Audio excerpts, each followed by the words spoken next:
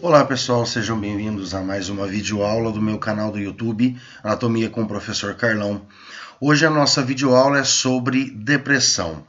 É um conteúdo aí da neuropsicologia e que nós vamos trabalhar então para entender, nesta videoaula o que é a depressão, quais os tipos da depressão que existe, quais as características presentes nesse transtorno da depressão, e vamos entender também um pouco da neurobiologia, o que acontece a nível cérebro, na depressão. Tudo bem?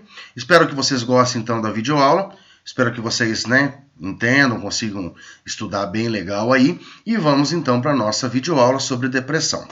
Bom, primeiramente nós temos que entender que a depressão ela é caracterizada como uma doença psiquiátrica crônica e recorrente. Recorrente por quê? Porque na maior parte dos casos ela vem, ela aparece, ela dá os seus sintomas, depois ela desaparece, depois ela volta, depois de novo, Então, isso é que nós chamamos de recorrente.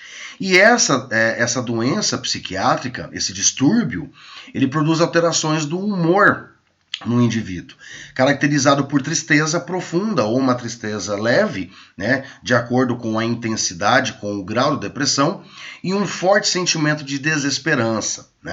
Então aqui a gente consegue observar nessa imagem ilustrativa que uma pessoa com depressão, ela pode apresentar, então na maioria dos casos, angústia, desânimo, cansaço fácil, então ela fica muito cansada, apatia, ou seja, ela não consegue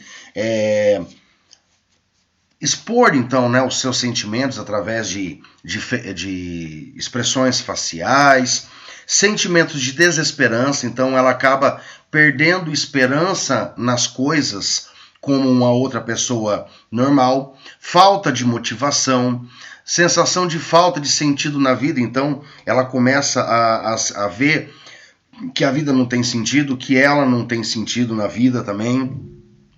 Em alguns casos, aparece aí o desejo de morrer e nós vemos aí, ultimamente, nos últimos anos, o índice de pessoas com depressão que tiraram a própria vida aumentou drasticamente. E nós vemos também que aumentou o índice de depressão e de suicídios em menores, em pessoas menores de idade, então pessoas jovens aí, até os 18, 19 anos, então a gente observa então esses quadros aumentando então drasticamente aí. E tudo isso a gente leva em consideração o estilo de vida, Então o estilo de vida da própria pessoa acaba fazendo com que a pessoa ela entre então num processo de depressão. Então esse próprio estilo de vida, que a humanidade está vivendo hoje, está causando o aumento da depressão, e o índice de aumento da depressão em jovens, adolescentes, tem aumentado gradativamente, e notavelmente, devido ao fato de os pais terem que trabalhar, 2 períodos, 2 jornadas de trabalho ou até 3 jornadas de trabalho. Então acabam não tendo tempo suficiente para estar com os seus filhos. Segundo, a própria pressão,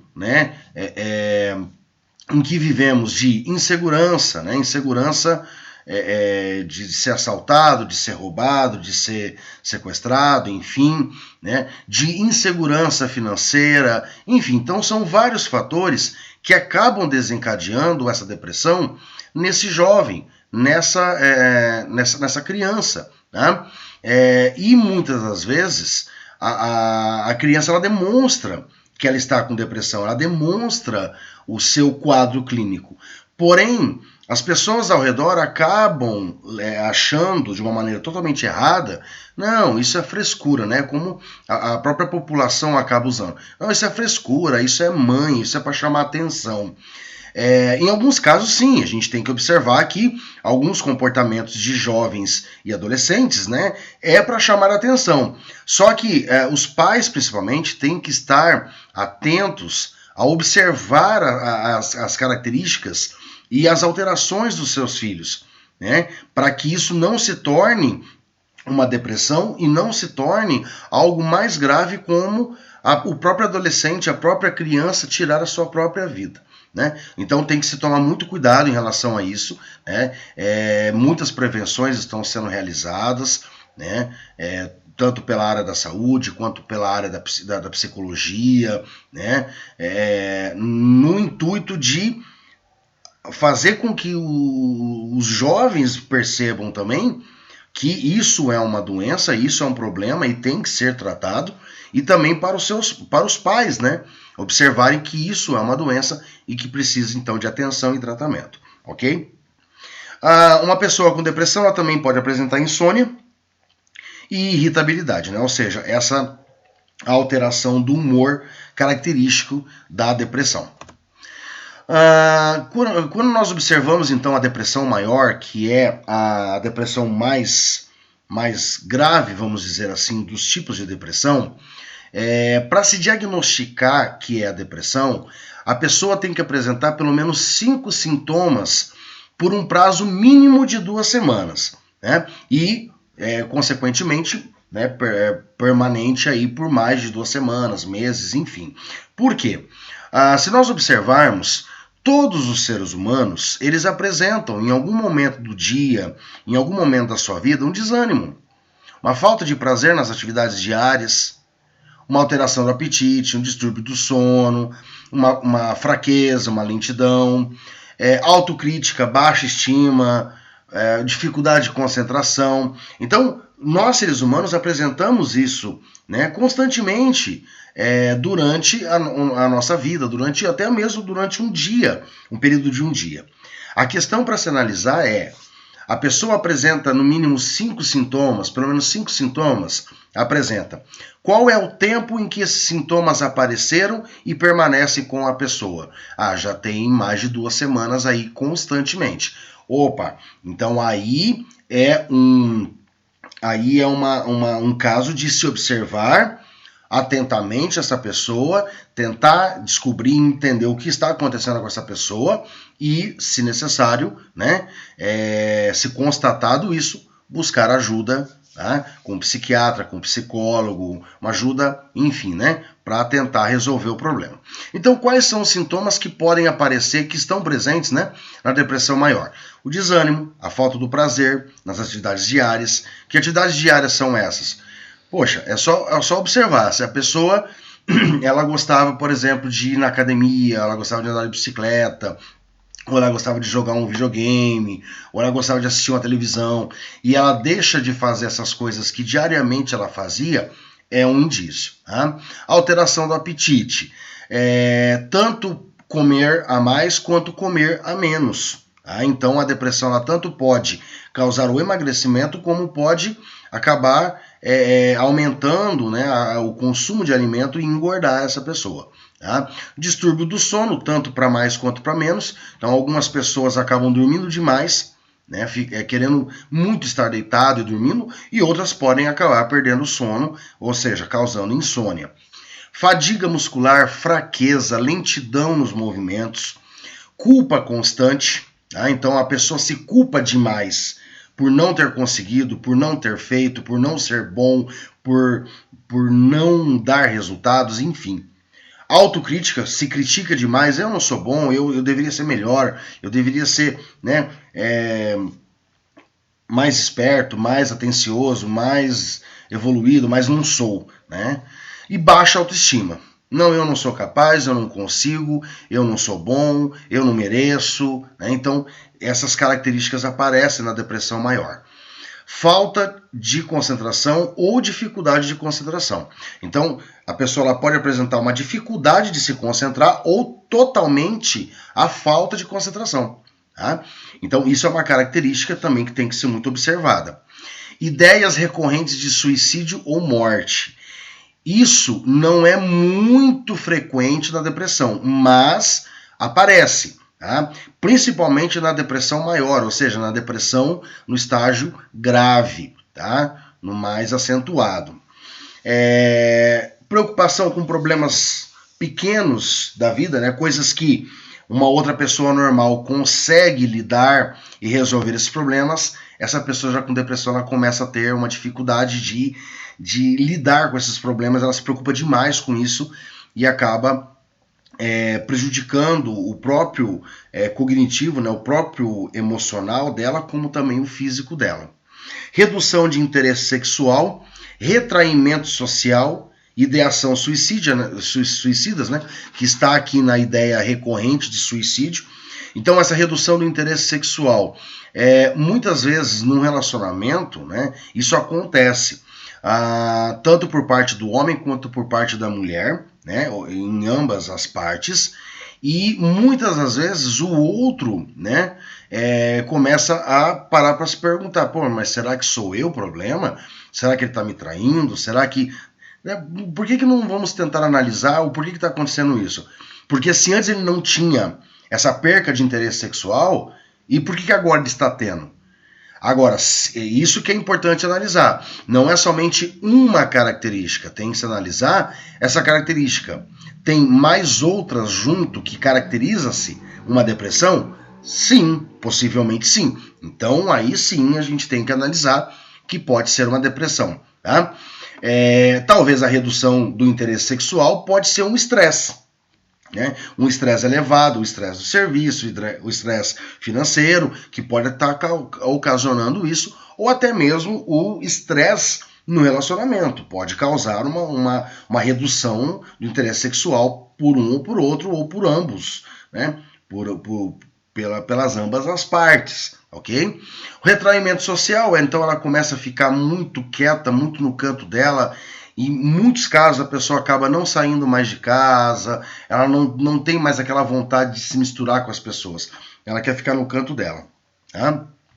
E alterações psicomotoras, né? Então a gente vai ver mais à frente que a parte motora também sofre com isso, né? Acaba sendo afetada pela depressão. Tá? Então quais são os tipos de depressão? Nós temos lá as distimias, que elas são caracterizadas por vários sintomas menos intensos do que na depressão maior e que duram por um pouco mais tempo, né? Pelo menos por uns 2 anos. Só que não se observa distúrbios, por exemplo, no apetite e nem no desejo sexual. Né? Não se observa a mania, ou seja, que é o excesso, né, de emoções. Também não se observa muito assim, né? Agitação. Em alguns quadros pode sim ter, né, uma agitação, mas depois ela já desaparece.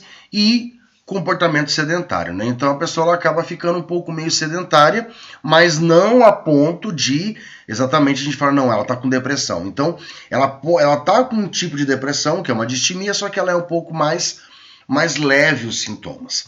Depois nós temos a depressão atípica, que essa depressão atípica, ela é relacionada a várias causas, né? Então, por exemplo, atípica, apareceu do nada. Então, geralmente a pessoa vai comer demais, vai dormir demais, né, vai sentir ali um pouco de rejeição, e daqui a pouco ela desaparece esses sintomas, né? O que causou isso? N coisas podem causar isso, né? Um desânimo no trabalho, no relacionamento, parte financeira também, né? Então, várias coisas podem acabar levando a essa depressão atípica, né? Que apareceu do nada, não é muito comum e depois ela vai desaparecer. Nós temos a depressão pós-parto, que isso é muito, né, comum em mulheres que acabaram de dar à luz, porque ocorre um declínio dos hormônios, aí automaticamente resulta numa apatia, ansiedade, desgaste físico e mental e frustrações que são comuns na gravidez, ok? Então, essa depressão pós-parto, ela é uma depressão perigosa, né, para a mãe. Existem muitos casos de mães que acabam matando seus bebês, abandonando seus bebês, né, por causa da depressão. né? Então tem que se analisar que às vezes o problema não é porque a mãe simplesmente não quis ou porque não tem responsabilidade. Não, para lá, será que ela não estava com uma depressão pós-parto? Então isso que tem que ser observado. A TPM, né, tensão pré-menstrual, também causa um tipo de depressão, só que ela desaparece. Quando passa a TPM, ela desaparece, né? Então, causa o quê? Irritação, né? Irritabilidade, tensões, né?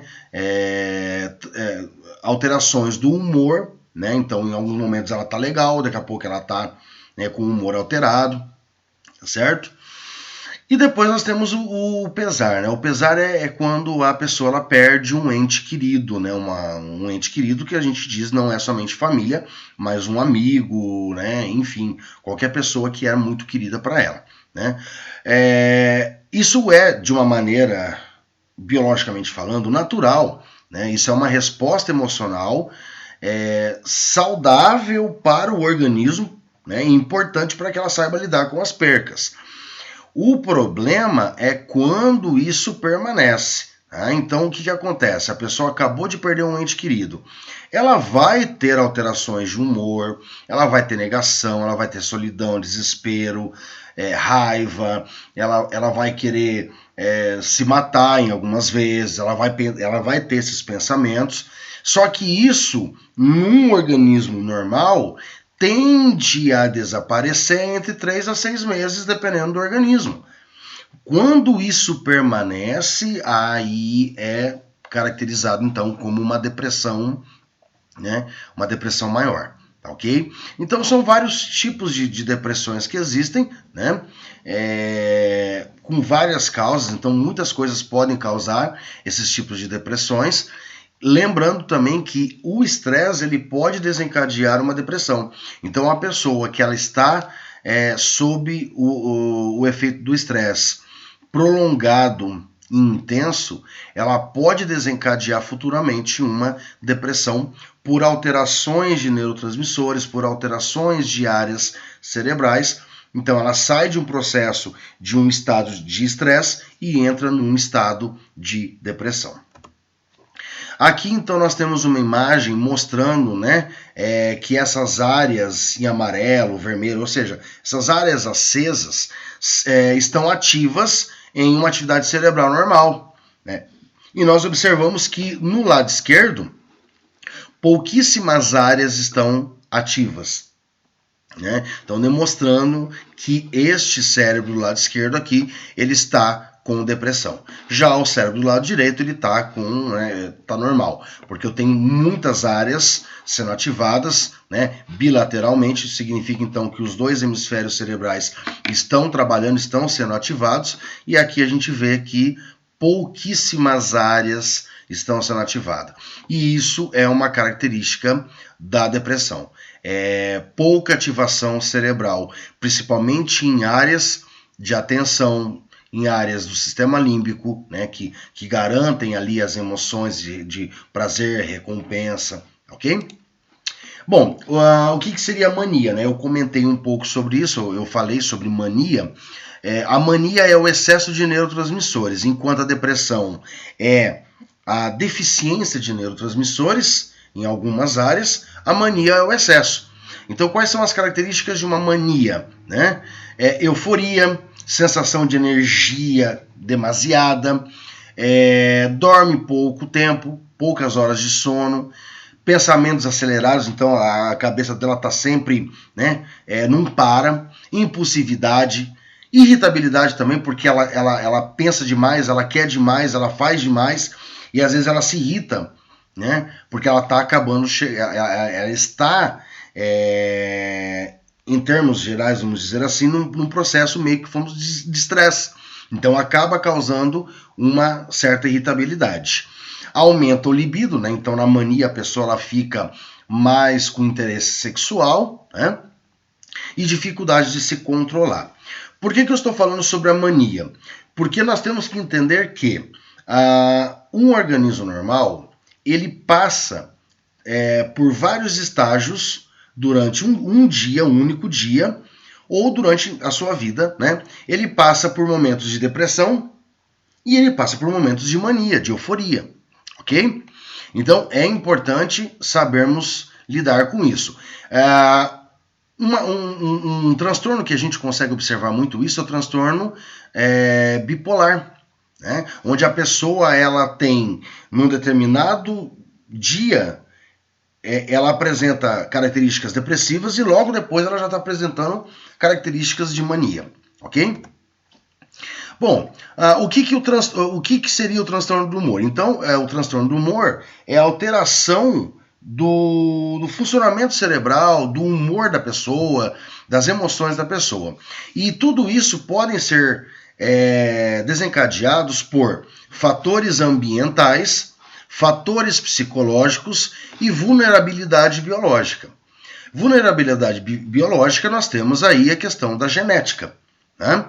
Fatores ambientais, nós temos alteração de clima, o ambiente onde a pessoa vive, onde a pessoa mora, tá? A alimentação também está relacionada, né, a fatores ambientais, tanto o consumo de águas mais limpas, mais puras, ou águas menos puras, alimentos, o ar, né? Então, tudo isso interfere também no humor.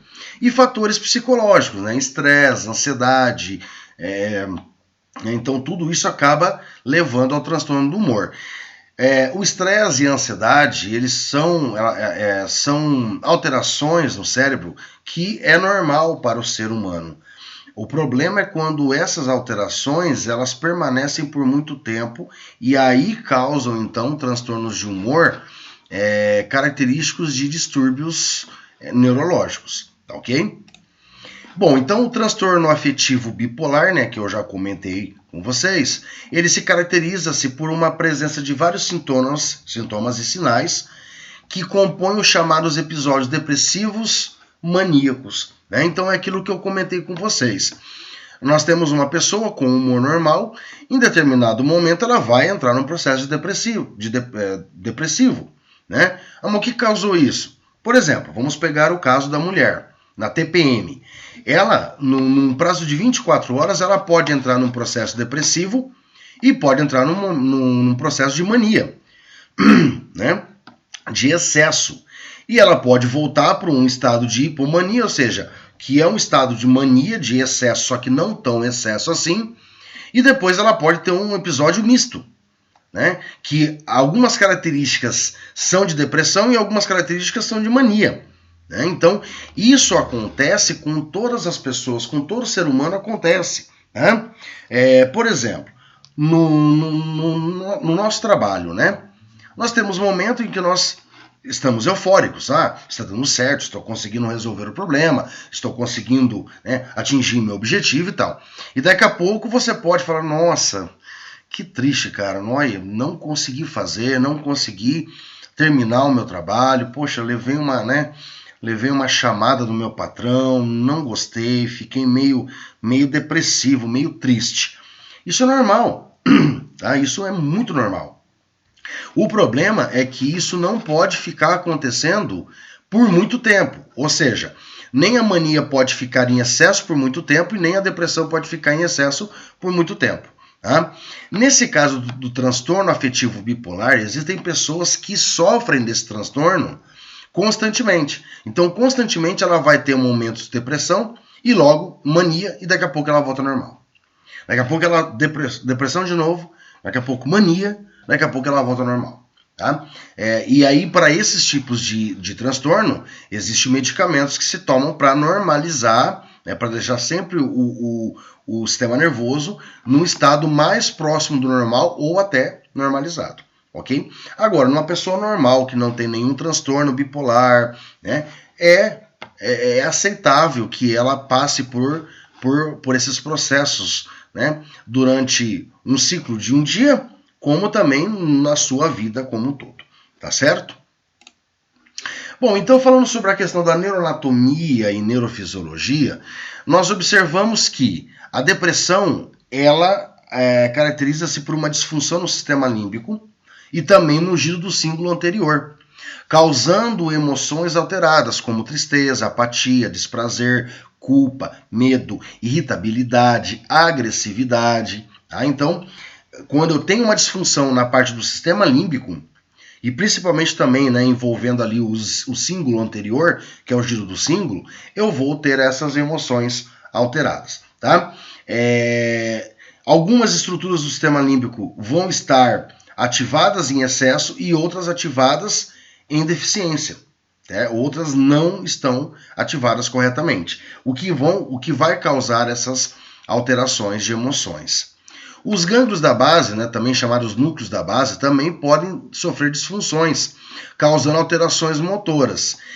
Nesse caso da depressão, os núcleos da base eles acabam não recebendo o estímulo adequado de neurotransmissores, o que causa falta de movimentos para tomar decisões e executar tarefas, né? Levando em consideração que os núcleos da base são ativados tanto pelo próprio córtex cerebral, como também por informações que chegam através do tálamo, né? Que chegam através dos nervos cranianos e da medula espinal, e os núcleos da base estão envolvidos principalmente com os movimentos voluntários, ou seja, eles comandam, eles coordenam como que os movimentos voluntários irão acontecer, se irão acontecer ou não, e como irão acontecer, em excesso, em deficiência, né, mais rápido, mais lento, ok? Então, quando eu tenho uma alteração nesses núcleos da base, obviamente eu vou ter falta de movimento para tomar decisões. Por isso que uma das características muito marcante na depressão é quando a própria pessoa depressiva ela fala: eu sei que eu preciso levantar, eu sei que eu preciso tomar uma decisão, eu sei que eu preciso sair de casa, eu sei que eu preciso fazer tal coisa, só que ela não consegue. Ela pensa, ela até pensa, mas ela não consegue fazer. Por quê? Porque os núcleos da base não estão sendo ativados corretamente, ok?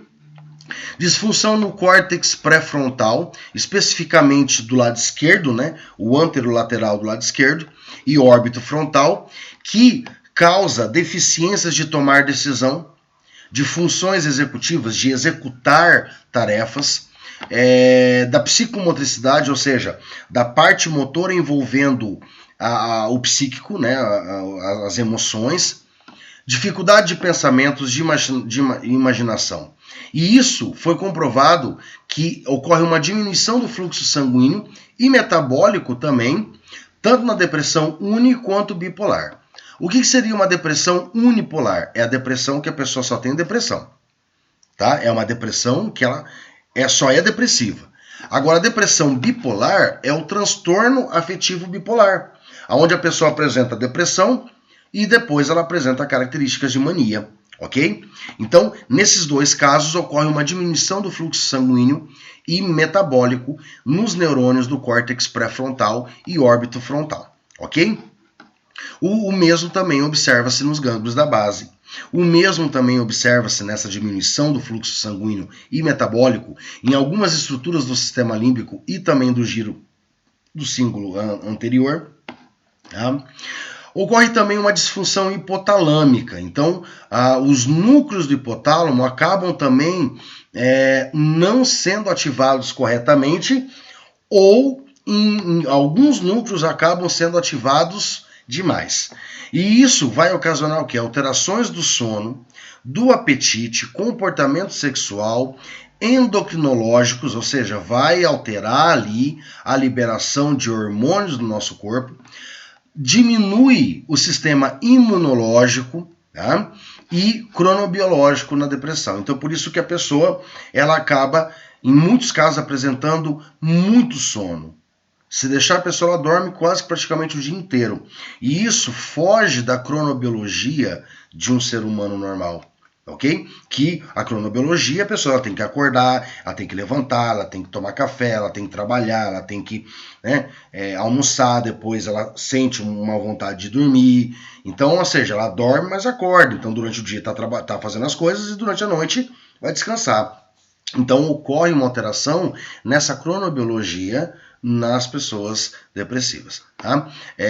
Com relação à alteração do apetite, observa-se muito que uma pessoa com depressão, ela acaba não comendo muito, acaba até emagrecendo. Por quê? Existem núcleos do hipotálamo que controlam, que comandam o ato de comer. Esses núcleos que comandam o ato de comer acabam ficando menos estimulados, não desencadeando tanto apetite, tanta fome na pessoa. E a pessoa automaticamente ela acaba não comendo, né? E para poder conseguir manter todo o corpo funcionando, ele vai acabar consumindo reservas energéticas e vai emagrecendo, ok? Só que com isso, eu vou diminuindo o sistema imunológico, porque o sistema imunológico, ele depende diretamente da nossa alimentação, tá? Da nossa alimentação, ok? Então, se eu altero o meu sono, eu altero os meus hormônios, eu vou alterar também o meu sistema imunológico, tá? No córtex temporal, né? O córtex temporal na lateral do nosso cérebro, também demonstra alteração na regulação do eixo hipotálamo, hipófise adrenal. Ou seja, esse eixo que ocorre uma estimulação por parte do hipotálamo na glândula hipófise e da glândula hipófise uma estimulação na glândula adrenal, que produz então adrenalina, glicocorticoides. Então acaba tendo o quê? Uma hipoativação, ou seja, pouca ativação. Então acaba não produzindo e não liberando na quantidade necessária adrenalina, glicocorticoides, tá? E ocasionando o quê? A deficiência do meu sistema imunológico, né? A fraqueza motora, né? Então acaba se tendo muita fraqueza motora, porque os músculos precisam de adrenalina para poder, né, trabalhar. Então, quando eu não tenho, ou tenho muito deficientemente essa adrenalina, eu acabo tendo uma fraqueza muscular, uma fadiga, ok? E ocorre também, né, já foi demonstrado, efeitos adversos do hormônio no estresse no hipocampo e na amígdala cerebral, o que está relacionado com alterações emocionais, tá certo? Alterações emocionais. Existe uma outra região também chamada subgenual, que ela é ativada em pessoas normais, e quando ela é ativada em pessoas normais, ela desencadeia pensamentos tristes. O que acontece na depressão? Esta região subgenual, ela é hiperativa, ou seja, ocorre um aumento de fluxo sanguíneo nessa área e um aumento de ativação por neurotransmissores nessa área, o que vai agravar e vai ser constante e intensos os pensamentos negativos. Por isso que a pessoa depressiva só tem pensamentos negativos, além do excesso da ativação da amígdala cerebral, ok? Esta área apresenta conexões com outras áreas que regulam a dopamina, a serotonina e a noradrenalina, que estão relacionadas com a regulação do humor. Então, o que acontece? Se essa região está hiperativa e automaticamente eu só tenho pensamentos negativos, automaticamente eu vou acabar não regulando corretamente áreas cerebrais a produzir dopamina, noradrenalina e serotonina para ativar áreas que então estão em deficiência. Eu acabo não conseguindo normalizar o meu sistema nervoso, tá? E foi constatado também que na depressão ocorre uma redução muito grande do fluxo sanguíneo e metabólico na via mesolímbica dopaminérgica, ou seja, a dopamina que é produzida pela área tegmentar ventral, que é liberada e tem a função de ativar áreas de prazer e recompensa, como o sistema límbico, a área septal, e o córtex pré-frontal, ele acaba não funcionando corretamente. Então, eu acabo tendo também um caso de desprazer. Então, é aí que entra a parte do desprazer, do descontentamento, da falta de prazer, da falta de recompensa de fazer as coisas, ok? E ocorre também uma redução de um metabolismo cerebral de uma maneira geral e o aumento de metabolismo e glicose no sistema límbico e na amígdala. Por quê? Porque o sistema límbico e a amígdala cerebral, a maior parte dessas estruturas estão em excesso, estão trabalhando em excesso. Então eu acabo tendo muito consumo de glicose nessas áreas e o aumento do metabolismo também. Só que essas áreas que são ativadas no sistema límbico e especificamente na amígdala cerebral, né, acabam desencadeando emoções e sentimentos negativos, sentimentos de desprazer, sentimentos de tristeza, de culpa, de medo, ok? Então, se nós observarmos, ocorre uma disfunção cerebral onde áreas que não precisavam estar ativadas constantemente estão, e áreas que deveriam estar ativadas não estão. Então ocorre uma inversão. E automaticamente áreas que estão hiperativadas são justamente as áreas que desencadeiam pensamentos negativos, que desencadeiam emoções negativas, desprazerosas, de medo, de culpa, de apatia, de tristeza, né?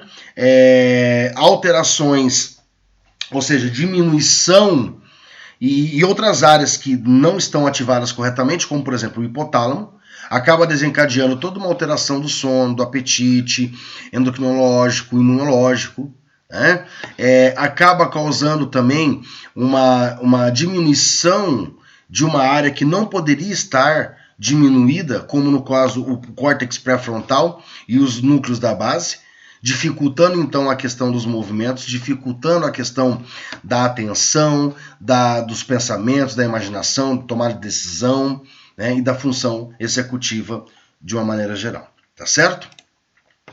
Bom, então quando nós falamos em relação a neurotransmissores, nós observamos então 3 hipóteses que foram criadas, né? Então a primeira hipótese foi a hipótese aminérgica, né, que associava então a depressão com um déficit, principalmente de noradrenalina.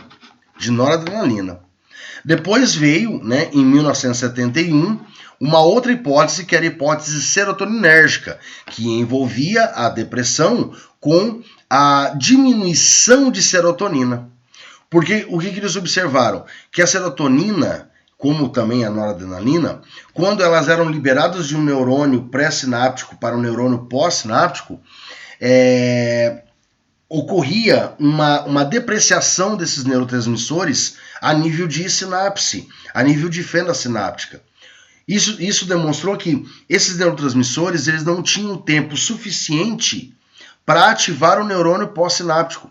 Porque ou eles eram recaptados muito rápido, ou eles eram destruídos por enzimas, né, nessa fenda sináptica. Então não dava tempo suficiente desses neurotransmissores ativar corretamente os neurônios pós-sinápticos. E foi a partir dessas hipóteses que começaram a se desenvolver os medicamentos inibidores de recaptação de serotonina, inibidores de noradrenalina, inibidores de recaptação de dopamina, tá? Fazendo com que esses neurotransmissores permaneçam por mais tempo na fenda sináptica, ativando por mais tempo os neurônios pós-sinápticos de uma única sinapse e fazendo com que as áreas necessárias para serem ativadas fossem e continuem sendo, né, porque nós utilizamos esses medicamentos até hoje, ativados corretamente. Então com isso você consegue normalizar o funcionamento cerebral,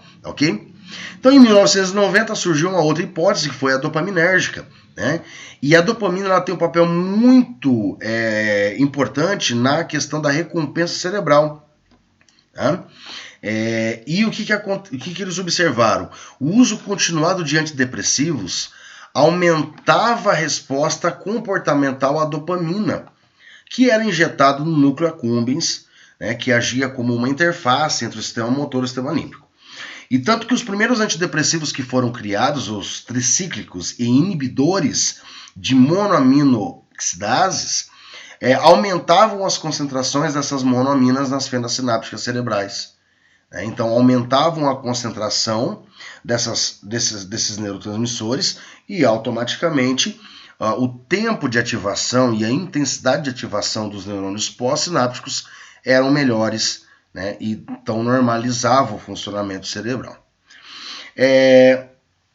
E falando especificamente no caso, né, de receptores, nós observamos que existem receptores noradrenérgicos, então existem 4 tipos de receptores para noradrenalina, existem 7 subtipos de receptores para serotonina e 5 subtipos de receptores para dopamina em neurônios dessas áreas cerebrais que precisam desses neurotransmissores.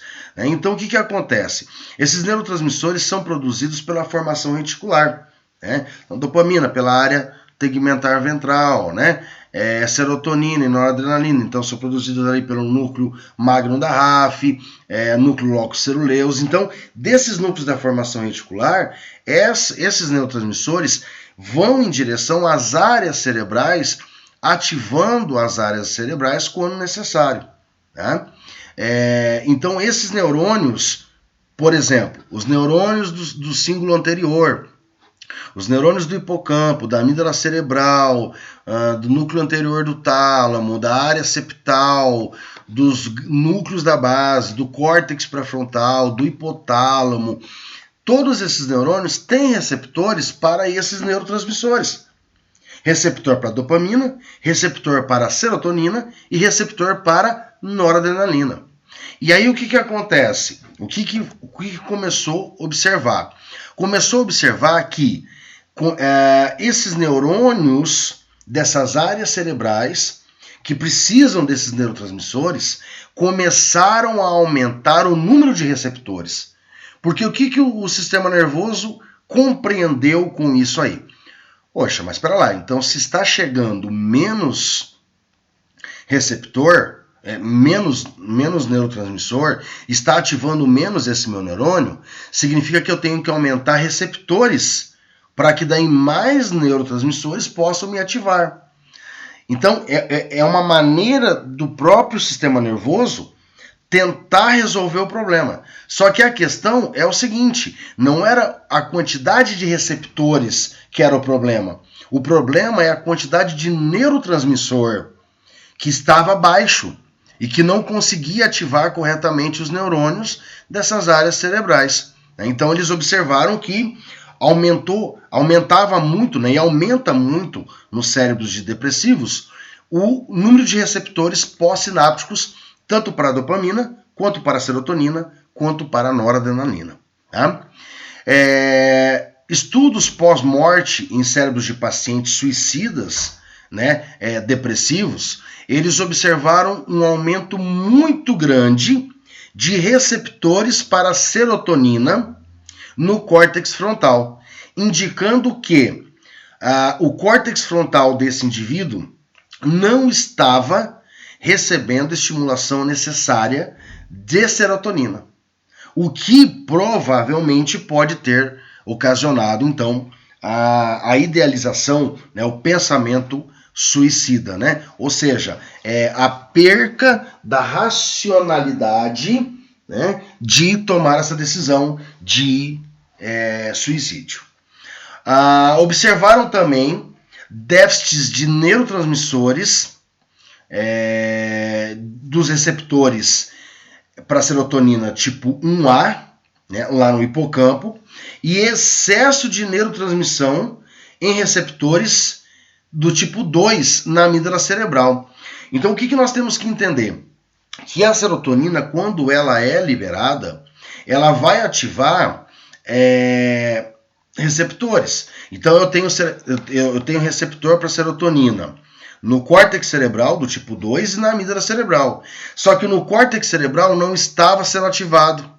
E na amígdala estava sendo ativado demais.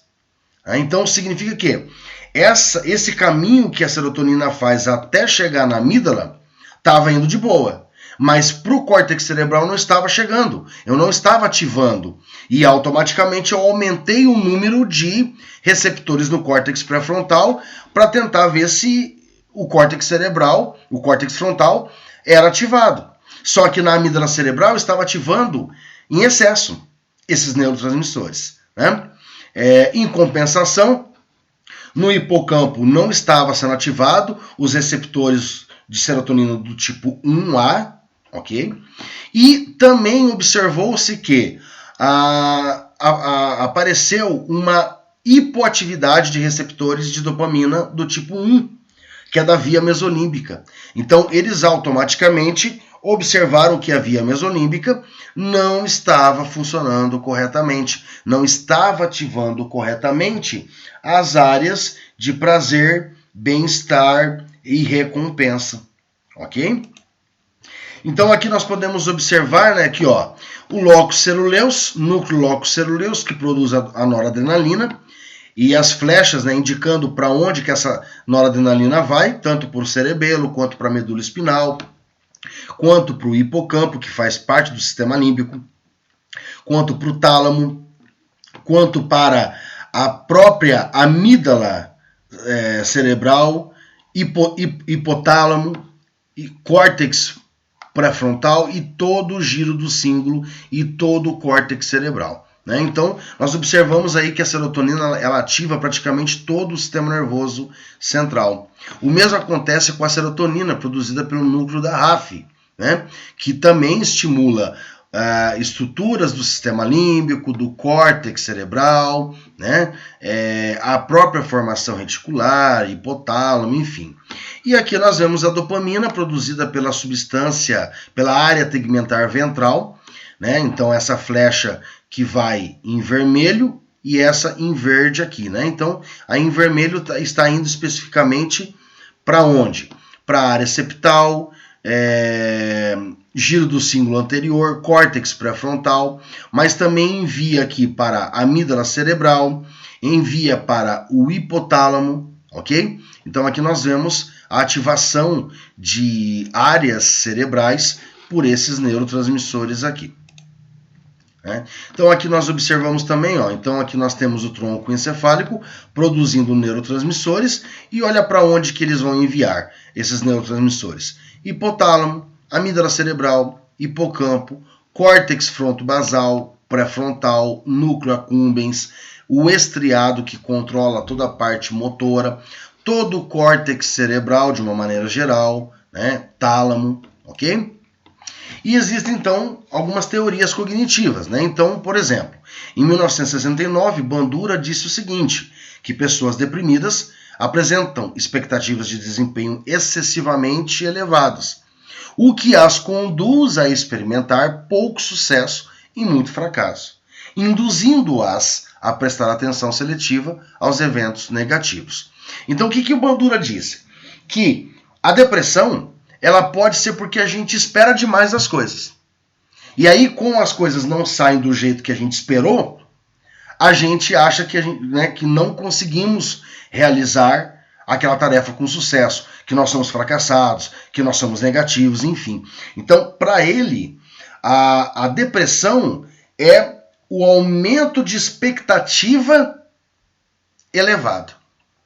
Esperamos demais de algo, esperamos demais de alguém, e não necessariamente que o que a gente espera é o que vai acontecer. Então, quando a gente espera demais, a gente se frustra e é isso que causa, então, a depressão. Já Beck, em 76, disse o seguinte, que a predisposição cognitiva para a depressão se originaria de experiências iniciais das pessoas. Quais são as experiências iniciais? Desde aquelas que nós aprendemos desde o nosso... dos primeiros momentos de vida e de experiências iniciais, por exemplo, tudo que eu vou fazer pela primeira vez, inicialmente, isso pode ser bom ou ruim. Se for bom, beleza. Se for ruim, já pode me ocasionar o quê? Uma negatividade sobre mim mesmo e sobre a vida. Nesse caso, Beck ele fala especificamente sobre as experiências iniciais da pessoa como ser humano. Então, muitas das pessoas que acabam tendo depressão, foi observado, sim, que lá na fase de criança, na fase jovem, infantil, ela não teve muita experiência boa. né? Ou, por exemplo, os pais falam, você nunca vai ser nada, você nunca vai conseguir nada, você não vai ser ninguém, você só faz as coisas erradas, né? Então, isso acaba vindo com a pessoa para toda a sua vida, causando, então, o problema da depressão. Né? Então, isso vai ficar latente ali na pessoa e vai se manifestar quando o indivíduo passa por uma experiência semelhante à que ele já passou lá na infância, na adolescência, enfim, ok? E existe então a tríade cognitiva, que é uma visão negativa sobre a pessoa mesmo, sobre o mundo e sobre o futuro. Né? Então, ou seja, tudo para ela é negativo. Tá? Então, se nós formos observar, essas duas teorias, tanto a de Bandura quanto a de Beck, estão certas. Estão certas.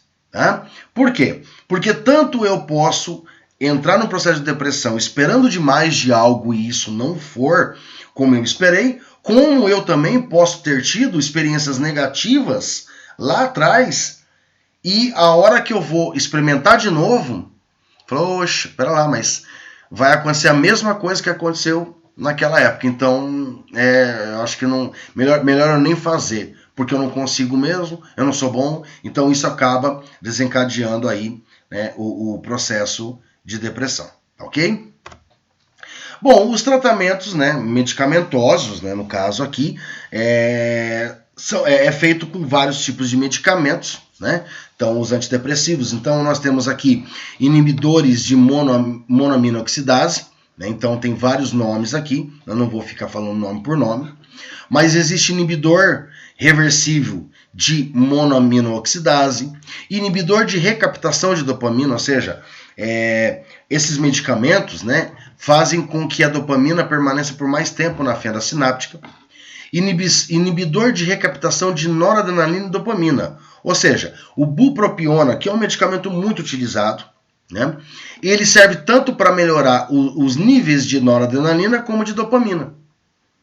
Melhorando, então, a ativação de hipocampo, a ativação do sistema límbico, como também de áreas de prazer e recompensa, de atenção, enfim. Né? Inibidor específico de recaptação de noradrenalina, tá certo? Inibidor de recaptação de serotonina e noradrenalina, então ele funciona para os dois. Tá? Por exemplo, o venlafaxina, ele é um medicamento também muito utilizado, né? Por quê? Porque ele age nos dois, ele age tanto na serotonina quanto na noradrenalina.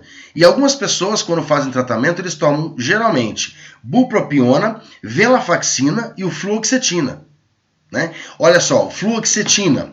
O fluoxetina, ele é um medicamento específico para inibidor de recaptação de serotonina.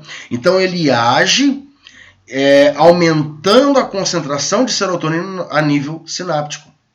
Então, geralmente, um psiquiatra, por exemplo, ele receita um bupropiona, um venlafaxina, né? Ou ele pode receitar qualquer um outro tipo de medicamento, né? Como o duloxetina, por exemplo, e o fluoxetina, que ele vai... Aí esses três medicamentos vão normalizar os três neurotransmissores principais aí, né? Nós temos também acelerador seletivo da recaptação de serotonina. Nesse caso, esse medicamento, como existe um aqui, é o tianepicina, né? Ele ativa a recaptação da serotonina. Por quê? Porque existem áreas cerebrais que estão sendo ativadas demais pela serotonina e eu tenho que diminuir. Eu tenho que dar uma diminuída. Então, eu tenho que aumentar a destruição, a recaptação da serotonina. Ou seja, eu tenho que diminuir o tempo com que essa serotonina fica ativando os neurônios. Tá? Então, existe também antidepressivos tricíclicos, né? Antidepressivos tetracíclicos, antagonistas de receptores NK1, assim. Ou seja, né, existem vários tipos de medicamentos, mas que o objetivo desses medicamentos é praticamente o mesmo. Ou eu vou trabalhar com inibidor de recaptação, ou seja, eu vou fazer com que esse neurotransmissor não seja recaptado, não seja destruído rápido demais e ele permaneça por mais tempo ativando os meus neurônios, ou eu vou trabalhar especificamente, nesse caso da serotonina, aumentando a recaptação, ou seja, diminuindo os efeitos da serotonina em algumas áreas cerebrais, ok? Bom, no caso de uma depressão não tratada, né, o que pode ocasionar? Isolamento social, ruptura familiar, então a própria família pode acabar sendo destruída por causa da depressão, a perca da capacidade de trabalho e até mesmo do trabalho, né, porque algumas empresas acabam não trabalhando o lado humano, né, do funcionário, e acabam entendendo que ele não tem mais produtividade, menor produtividade, menor capacidade de trabalho, desemprego, manda ele embora, né? Diminui a qualidade de vida, riscos de recaída e vários outros problemas que podem surgir a nível físico e mental, como até o caso mais extremo, mais grave de suicídio, ok? Pode ocorrer também o uso de álcool e de drogas para tentar diminuir a depressão, né? Então, muitas pessoas com depressão, elas acabam aumentando o seu consumo de álcool ou de drogas, enfim, né? Para ativar, então, as áreas de uma maneira melhor, porque nós sabemos que o consumo do álcool, de drogas, enfim, libera uma grande quantidade de neurotransmissores, ativando áreas do prazer, bem-estar e recompensa, diminuindo então as características, né, os sintomas da depressão, tá? E pessoas também que têm mania, né, excesso, né, eles acabam também tomando medicamentos para acalmar, calmantes, né, ansiolíticos, calmantes de uma maneira geral, para tratar o quê? A insônia, a impulsividade, diminuir a euforia, desinibição, enfim. Tá? E algumas doenças psiquiátricas podem estar associadas com a depressão. Por exemplo, a psicose, a esquizofrenia, né? Abusos de drogas, TDAH, que é o transtorno de déficit de atenção e hiperatividade, bulimia, transtorno de ansiedade, ou seja, pânico, fobias, e o transtorno obsessivo compulsivo, que é o TOC. Né? Então, nós observamos que a depressão, ela pode estar só depressão, mas ela também pode trazer algumas outras doenças associadas a ela. O mais importante é que nós temos que entender que a depressão, ela é uma doença e ela tem que ser tratada, e quanto mais cedo for diagnosticado e tratado, melhor a recuperação da pessoa, ok? Então, por isso que pais, familiares, amigos, companheiros de trabalho, professores, no caso, né, da depressão infantil, têm que estar atentos para as características que a pessoa começa a apresentar e tentar descobrir, tentar identificar isso o mais rápido possível e evitar com que a depressão aumente, né, piore e possa chegar até um quadro mais grave de suicídio, ok? Bom, pessoal, então aqui chegamos ao fim de mais uma videoaula, né, sobre o estresse. Espero que vocês tenham gostado e que vocês tenham entendido sobre o conteúdo. Não deixem de não deixem de colocar os seus comentários no vídeo, que eu estarei respondendo a todos assim que possível, ok? Então, um grande abraço a todos, espero que vocês tenham gostado, espero que tenham aprendido, e nos vemos então até a próxima aula no meu canal aqui do YouTube, Anatomia com o Professor Carlão. Um grande abraço a todos, ótimos estudos e até mais.